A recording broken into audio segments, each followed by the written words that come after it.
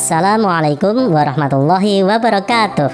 Halo teman-teman yang berbahagia, semoga kalian selalu semangat belajar. Dalam kesempatan ini kita akan membahas sebuah materi seni rupa, yaitu menerapkan ragam hias pada bahan tekstil.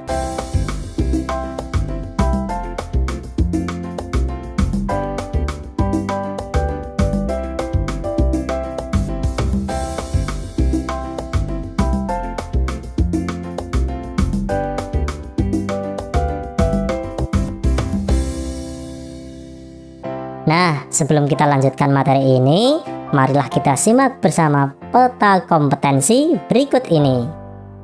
Sebagai langkah awal, kita akan mengamati berbagai ragam hias yang ada pada tekstil. Oke, semangat ya teman-teman. Harus semangat. Selanjutnya, kita rumuskan pengertian ragam hias pada tekstil. Merumuskan pengertian itu tidak boleh asal-asalan teman-teman. Harus betul-betul. Setelah kita memahami pengertian ragam hias pada tekstil, kita akan belajar teknik ragam hias pada tekstil, jenis bahan dan pewarna, kemudian jenis dan sifat bahan tekstil itu sendiri. Begitu teman-teman. Nah, setelah kita memahami materi secara teori, kita diharapkan membuat karya ragam hias pada tekstil. Bagaimana teman-teman? Masih semangat? Harus semangat. Sekarang coba perhatikan ragam hias tekstil berikut ini. Ragam hias flora, fauna, dan geometris pada bahan tekstil banyak dijumpai di berbagai daerah di Indonesia.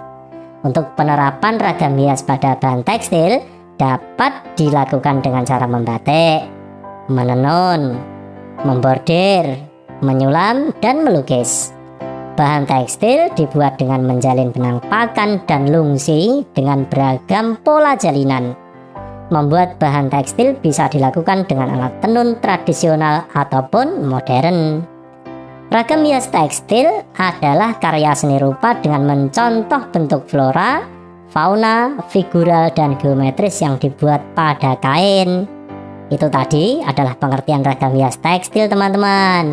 Ingat ya teman-teman, nanti keluar loh di ulangan harian. Belajar makanya. Cara penerapan ragam hias pada tekstil ada beberapa macam. Di antaranya membatik, menenun, membordir, menyulam, dan melukis. Nah, lihat gambar berikut dengan seksama ya teman-teman. Apabila perlu, jangan berkedip.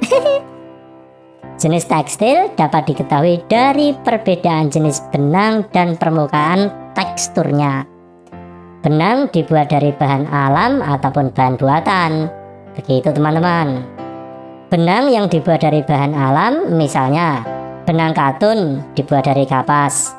Benang sutra dibuat dari serat yang berasal dari kepompong ulat sutra.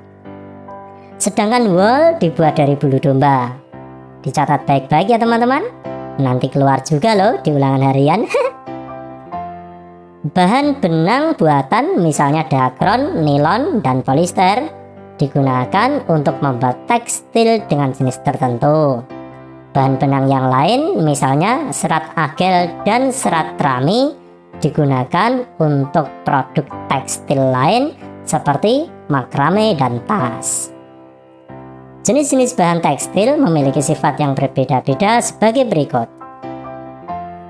Kain katun memiliki sifat menyerap air, mudah kusut, lentur, dan dapat disetrika dalam temperatur yang tinggi.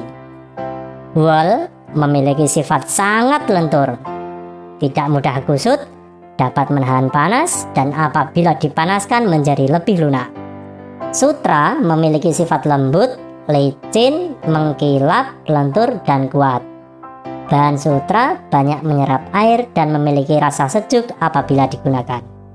Sedangkan bahan nilon dan polister memiliki sifat tidak tahan panas, tidak mudah kusut, tidak perlu disetrika, kuat, dan jika dicuci cepat kering. Bahan tekstil dapat diberi warna baik dari bahan pewarna alami ataupun buatan. Masing-masing bahan pewarna ini memiliki sifat dan jenis yang berbeda-beda. Warna alami dihasilkan dari ekstrak akar-akaran, daun, buah, kulit kayu, dan kayu. misalnya soga dan kesumba. Sifat pewarna alami ini mudah luntur dan mudah pudar karena tidak tahan terhadap sinar matahari. Warna buatan atau sintetis dibuat dari bahan kimia, misalnya naftol dan indigosol. Jenis pewarna naftol digunakan dengan teknik celup, sedangkan pewarna indigosol digunakan dengan teknik celup atau colet. Logis maksudnya teman-teman. Sifat pewarna buatan ini tidak mudah luntur dan tahan terhadap sinar matahari. Demikianlah penjelasan singkat ragam hias tekstil. Silahkan mencoba untuk berkarya. Dinikmati ya.